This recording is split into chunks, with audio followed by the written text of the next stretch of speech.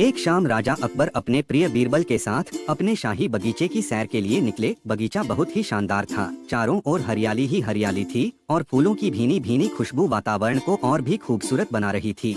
ऐसे में राजा को जाने क्या सूझा। उन्होंने बीरबल से कहा, बीरबल, हमारा मन है कि इस हरे भरे बगीचे में हम हरे घोड़े में बैठकर घूमें। इसलिए मैं तुम्हें आदेश देता हूँ कि तुम 7 दिनों के अंदर हमारे लिए एक हरे घोड़े का इंतजाम करो। वहीं अगर तुम इस आदेश को पूरा करने में असफल रहते हो तो तुम कभी भी मुझे अपनी शक्ल न दिखा।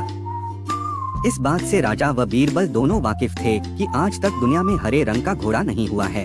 फिर भी राजा चाहते थे कि बीरबल किसी बात में अपनी हार स्वीकार करें। इसी कारण उन्होंने बीरबल को ऐसा आदेश दिया। मगर बीरबल भी बहुत चालाक थे। वो भली भांति जानते थे कि राजा उनसे क्या चाहते हैं। इसलिए वो भी घोड़ा ढूंढने का बहाना बनाकर 7 दिनों तक इधर उधर घूमते रहे।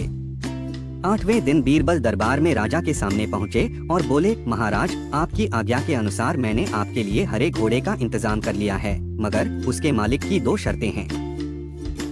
राजा ने उत्सुकता से दोनों शर्तों के बारे में पूछा। तब बीरबल ने जवाब दिया, पहली शर्त यह है कि उस हरे घोड़े को लाने के लिए आपको स्वयं जाना होगा। राजा इस शर्त के लिए तैयार हो गए। फिर उन्होंने दूसरी शर्त के बारे में पूछा। तब बीरबल ने कहा, घोड़े के मालिक की दूसरी शर्त यह है कि आपको घोड़ा लेने जाने के लिए सप्ताह के 7 दिन के अलावा कोई और दिन चुनना होगा। यह सुन राजा हैरानी से बीरबल की ओर देखने लगे। तब बीरबल ने बड़ी सहजता से जवाब दिया, महाराज, घोड़े का मालिक कहता है कि हरे रंग के खास घोड़े को लाने के लिए उसकी यह खास शर्तें तो माननी ही होंगी। राजा अकबर बीरबल की यह चतुराई भरी बात सुनकर खुश हो गए और मान गए कि बीरबल से उसकी हार मनवाना वाकई में बहुत मुश्किल काम है।